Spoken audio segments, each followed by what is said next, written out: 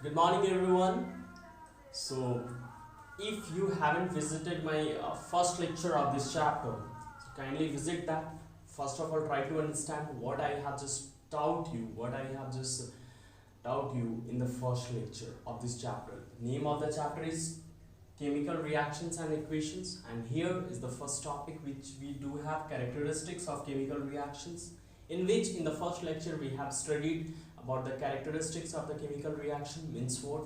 That during chemical reaction, okay, what are the reacts means what are the things takes place, like evolution of gases may take place, okay, formation of precipitate may take place, even change in color, change in state of matter, change in energy takes place. So these all things we have discussed in the first lecture, but in that thing only two of the reactions we have just went through. That the first one is the evolution of gas, three reactions which even I have told you to learn that thing, उसे जितना ज़्यादा हो सके learn कर लो, ठीक है।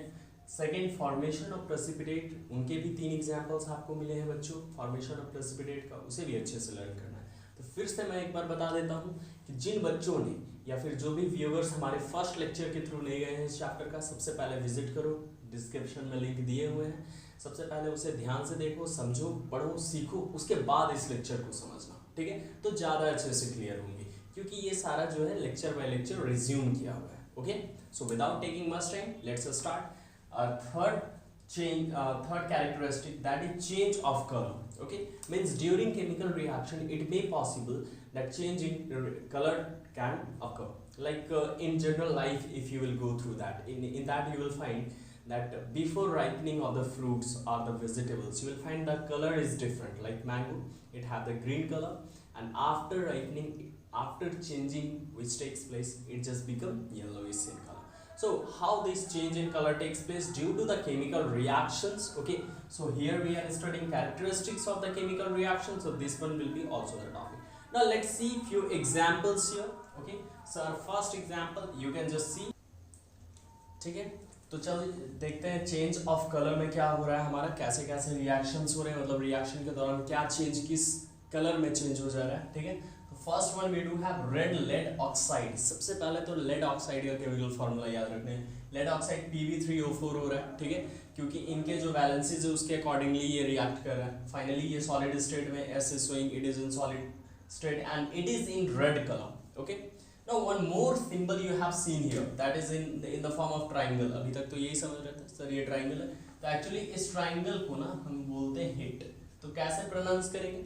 When red lead oxide, when red lead oxide heated, okay, when it's getting heated, then what we are getting as a product? We are getting as a product lead monoxide, PbO. Lead monoxide is in the form of solid, and oxygen gas is getting evolved. This arrow sign is showing it is getting evolved. तो ये evolve हो रहा है, oxygen gas evolve हो रहा है। तो ये reactions आप evolution of gas में भी डाल सकते हो सबसे पहला। Second thing, red lead oxide, ठीक है, it's getting change into the lead monoxide जो कि येलो कलर का है। तो यहाँ पे हमारा जो टॉपिक था चेंज ऑफ कलर वो सेटिस्फाई कर रहा है सबसे पहले। सेकेंड हमारा ऑक्सीजन ऑफ गैस इवॉल्व हो रहा है, इसे भी आप डाल सकते हो इवोल्यूशन ऑफ गैस के केस में। Means one reaction you remember, you can put it in the example of either of this two, either evolution of gas और change in colour. So when red lead oxide is getting heated, always remember, then we get lead monoxide and oxygen gas is evolved. Now which color is changed into which color? So red color is getting changes, red lead oxide is getting changes into the yellow lead monoxide. Okay, yellow lead monoxide, it's getting changed. Second, you can see here we do have potassium iodide. When this potassium iodide, it is in aqueous form, okay, is mixed with the chlorine water. Chlorine is mixed in water, so it is also in aqueous state. When these two are just mixed together, we get, okay, potassium chloride and iodine gas. और यहाँ पे ये iodine, we cannot say iodine gas, iodine is getting separated, okay, because potassium is getting react with chlorine, iodine is getting separated, is in the form of aqueous, but the color of that iodine we can identify in the reaction that its color is getting brown. One more thing you need to remember in this reaction. This reaction is important. You must have to note down each and every reactions. What is the important thing is that iodine in the presence of potassium iodide, ये जो iodine है potassium iodide के presence में, ठीक है, water में dissolve हो जाता है. It getting dissolved in water. That is why here iodine is in the form of aqueous. Okay, and at the beginning I have told you see. Now third one, we do have copper sulfate, which is in the form of aqueous. Okay, this copper sulfate is blue in color, and after reacting with hydrogen sulfide gas, copper sulfide, when it reacts with the hydrogen sulfide gas, we get a black color of copper sulfide. हमें blue color से black color का copper sulfide मिल रहा है, and as a byproduct sulfuric acid, which is in the form of aqueous. Okay, we are getting sulfuric acid, that is H2SO4. So these three are the examples, students. You must have to note down these examples. Okay, which is the example of change of color of the characteristics of chemical reaction. So here we have completed 3, okay, out of 5 which we have studied. Now we will move forward to study about the change in state of matter, and 5th one is the change in energy. Okay, तो बच्चों अभी हमने देख लिया evolution of gas, formation of precipitate, change of colour. अब हमारा 4th जो है वो चेंज ऑफ एनर्जी है. एनर्जी में चेंज मतलब टेम्परेचर में चेंज. इसको चेंज ऑफ टेम्परेचर भी बोलते हैं, ध्यान रखोगे यहाँ पे, ठीक है ना. इसे चेंज ऑफ टेम्परेचर भी बोलते हैं.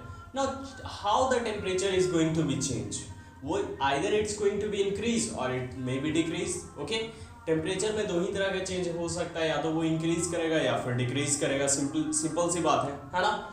तो वही जो इंक्रीज करता है टेम्परेचर ड्यूरिंग केमिकल रिएक्शंस, मतलब क्या हो रहा है, टेम्परेचर उस पर्टिकुलर रिएक्शन से रिलीज हो रहा है, बाहर निकल रहा है. अगर टेम्परेचर रिलीज हो मतलब हीट एनर्जी रिलीज हो, बाहर निकले, ठीक है ना, बाहर की ओर रिलीज हो. Okay, in that case it is known as exothermic reaction. वैसा रिएक्शंस को क्या बोलेंगे, एक्सोथर्मिक रिएक्शन. बच्चों हम लोग इस रिएक्शंस को टाइप्स ऑफ रिएक्शंस में स्टडी करेंगे डिटेल में, ठीक है. अभी एक बेसिक ओवरव्यू दे रहे हैं. और जिस रिएक्शन में क्या होता है कि हीट जो है अंदर की ओर मूव करे, inside it getting absorbed. Okay, in that thing what happen, it's said to be your endothermic reaction. Endothermic reaction, ठीक है. इन्हीं दोनों रिएक्शन के हेल्प से बच्चों क्या होगा हमारा कि change in temperature can take place, change of energy can take place in the reactions. So let's see few examples here. We do have, you can burn anything. For the burning of any substance, oxygen is required, as you know. Without oxygen anything is not going to be burned. Combustion not take place without oxygen. So we have taken, instead of anything, I have taken here as a coal, as a carbon. So C we have taken here. And in presence of oxygen, when it is getting heated, जैसे ही इसे hit करेंगे क्या होगा, carbon dioxide gas is getting evolve along with the heat energy and light energy. Heat भी release होगा, light भी release होगा. तो ये जो हीट एनर्जी रिलीज हो रहा है, बाहर निकल रहा है, ठीक है, तो ये इंडो में चला जाएगा, एक्सो में चला जाएगा, एक्सो में चला जाएगा सर, क्योंकि ये रिलीज हो रहा है, बाहर की ओर मूव कर रहा है ना एनर्जी, और एनर्जी में चेंज आ रहा है, ठीक है. So it can be your exothermic. Okay, अब यहाँ समझेंगे सेकेंड रिएक्शन हमारा जो है वो क्विक लाइन है. ये सेकेंड और थर्ड एग्जांपल्स बहुत ही ज्यादा इंपॉर्टेंट है. This is used for the synthesis of slaked lime and third one is used for the synthesis of quicklime. It is also known as lime, चूना पत्थर, ठीक है. तो इसे तो उल्टा लिखना चाहिए था, लेकिन इन दोनों को एक्सोथर्मिक दिखाने की वजह से मैंने फर्स्ट और सेकेंड एक साथ लिखा हुआ है, ठीक है. यहाँ देखोगे फर्स्ट हमारा क्या है, quick line having the chemical formula CaO. Quick line is it's common name and its chemical formula means its chemical name is calcium oxide. Always remember calcium oxide. When you are going to be pour water in it, ठीक है ना, घर पे जब white washing होता है तो क्या करते हैं, चूना पत्थर पे हम लोग पानी डालते हैं. When you are going to be pour water in it in the liquid state, what happens in that, you will just touch that container. आप उस कंटेनर को टच करना, आपको फील होगा कि हीट जो है हो रहा है. या फिर एक और सिंपल सा एग्जांपल जो आप घर पे प्रैक्टिकली कर सकते हो, इस पे थोड़ा रिस्क है, ठीक है, ऐसे ज़्यादा नहीं है. अब आप बच्चे बड़े हो चुके हो, क्लास 9th 10th में हो, तो फिर 10th में रिक्वायरमेंट ही नहीं है, आप समझ सकते हो, है ना. क्या करना है, you need to take the detergent in your hand and after taking it in your fist you need to merge your water inside, merge it inside the water. After that what you will feel that that fist is started to get heated. वो थोड़ा गर्म महसूस होगा. वो गर्म कहाँ से release हो रहा है, वो रिलीज हो रहा है, हीट एनर्जी रिलीज हो रहा है. यहाँ भी हीट एनर्जी रिलीज होगा. जैसे ही मैं रिएक्ट कराऊंगा, दोनों को मिक्स करूंगा, कैल्शियम हाइड्रोक्साइड जो कि स्लिक लाइम प्रेसिपिटेट के तौर पे नीचे बैठ जाएगा. ये प्रेसिपिटेशन रिएक्शन के एग्जांपल्स में भी जा सकते हैं, ठीक है. और दूसरा हमारा हीट एनर्जी इवॉल्व होगा, हीट एनर्जी वहां से रिलीज होंगे. तो ये क्या हो गया, ये दोनों हमारा हीट एनर्जी रिलीज हो रहा है, चेंज इन एनर्जी हो रहा है. तो एक्सोथर्मिक हम लोग बोल सकते हैं, एक्सोथर्मिक बोल सकते हैं. थर्म मतलब होता है हीट, ठीक है. एक्सो मतलब बाहर निकलना, एग्जिट. और थर्ड क्या है हमारा, कैल्शियम कार्बोनेट से कैसे क्विकलाइन बनाते हैं. तो इससे पहले और इसे बाद में किया जा सकता था, लेकिन एक्सो है दोनों तो मैंने एक साथ लिखा. और थर्ड में मैंने इंडोथर्मिक रिएक्शन का भी एक एग्जांपल्स दिया आपको, तो उसे भी याद रखना है. तो इसमें क्या है, calcium carbonate CaCO3, calcium carbonate, जिसे लाइमस्टोन बोलते हैं. ये व्हाइट कलर का होता है, चेंज इन कलर के रिएक्शन में भी ये जा सकता है, ठीक है. जैसे इसे हिट करोगे बच्चों, when we will heat calcium carbonate we will get quicklime, that is calcium oxide CO. यहीं पे ये रिएक्शन हमारा सिंथेसिस ऑफ क्विकलाइन के एग्जांपल में भी जाएंगे आगे चल के, टाइप्स ऑफ रिएक्शंस में. तो याद रखना है, बहुत ही ज़्यादा इंपॉर्टेंट है. That's why I have picked the important one for you. यहाँ पे आप कुछ भी बर्न कर दो, वो एक्सोथर्मिक रिएक्शन में चला जाएगा. Not only carbon, that is cool, ठीक है. तो यहाँ पे क्या हो गया, क्विकलाइन हो गया हमारा लाइमस्टोन, जो कि रेड कलर का मिल रहा है, रेडिश हो जाता है थोड़ा. तो व्हाइट से रेडिश हुआ, चेंज इन कलर का रिएक्शन एग्जांपल से. और कार्बन डाइऑक्साइड गैस इवॉल्व हो रहा है, तो इसमें कार्बन डाइऑक्साइड गैस इवॉल्व हो रहे थे, इवोल्यूशन ऑफ गैस के भी एग्जांपल हो गए. Now you need to understand there is 3 things takes place in one reaction. First of all, change in energy. Heat में सप्लाई किया, वो हीट कहाँ गया, वो एब्जॉर्ब हो गया. एब्जॉर्ब हो गया मतलब क्या है, ये एंडोथर्मिक है. तो चेंज इन एनर्जी तो हो रहा है हमारा, ठीक है ना. चेंज इन एनर्जी तो हो रहा है हमारा, सबसे पहला चेंज इन एनर्जी हो गया. सेकंड हमारा क्या है, उसके बाद जो व्हाइट कलर का कैल्शियम कार्बोनेट था, it get changes into the red colour. तो हमारा ये चेंज ऑफ कलर का भी एग्जांपल हो गया, ठीक है. थर्ड हमारा क्या है, carbon dioxide gas is getting evolve. तो ये इवोल्यूशन ऑफ गैस के भी एग्जांपल्स में चले जाएंगे.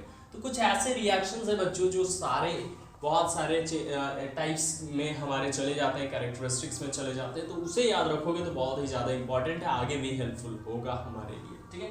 लास्ट हमारा बचता है change in state of matter. वो बहुत ही ज़्यादा आसान है, ठीक है. तो let's see change of state of matter now.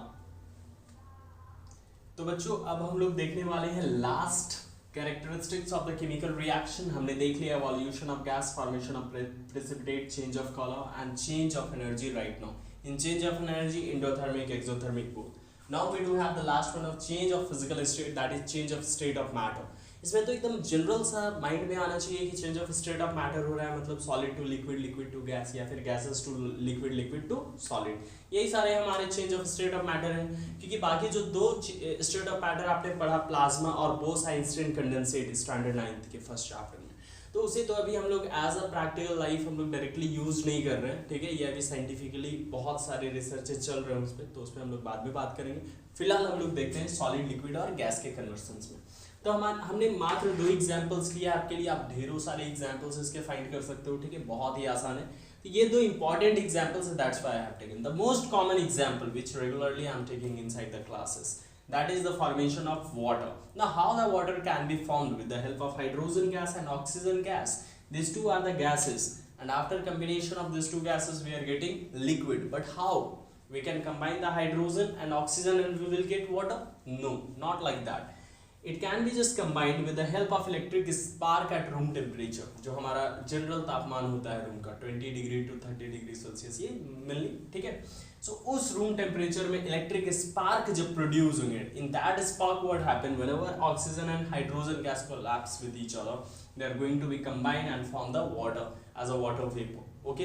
And finally we are just getting to changing the state of matter from the gases to liquid. So state of physical state is change of physical state takes place here, okay. Number 2 you can see it's easy, very easy, but you need to remember the conditions at electric spark at room temperature. Second is ammonia. देखो मैं बार बार बताता हूँ, इससे फिर confuse नहीं होगे, NH3 इसे बोलते हैं अमोनिया, ठीक है, और NH4 इसे बोलते हैं अमोनियम। कंफ्यूजन एकदम नहीं क्रिएट रखना है। 4 है, नाम भी बड़ा है, 3 है, नाम छोटा है, सिंपल सी बात, ठीक है।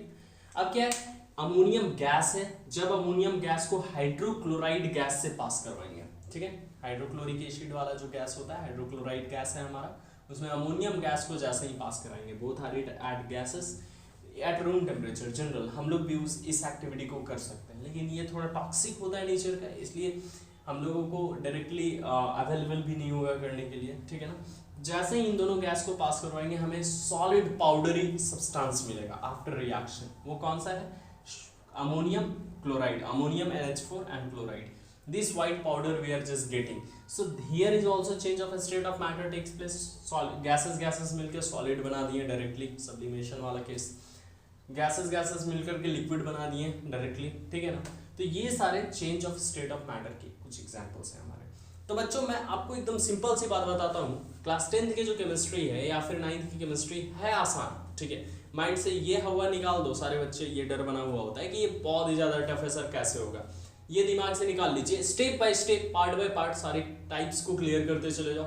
wherever you are facing any problem you just comment in the comment section। जहाँ भी दिक्कत है कमेंट सेक्शन आपके लिए ओपन है, मेरा कॉन्टैक्ट नंबर आपके लिए ओपन है, हमेशा क्वेश्चन जो भी डाउट्स हैं आपके पूछ सकते हैं। You are always welcome for the doubts, but you need to think once that it is easy when you are just going to be learn the things, when you are going to be learn the things in a step wise in a proper manner।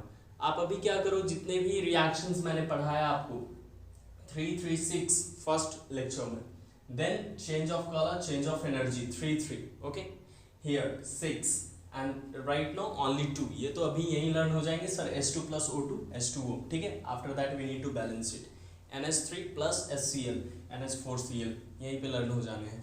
तो इसमें time नहीं लगना है, लेकिन आपको थोड़ा सा तो फोकस करना होगा, थोड़ा सा अटेंशन देना होगा आपको, ठीक है। उसके बावजूद अगर कोई डाउट आता है आप कमेंट सेक्शन में कमेंट डालोगे, ठीक है। जहाँ भी दिक्कत है आप हमसे पूछोगे, I am always ready to tell you.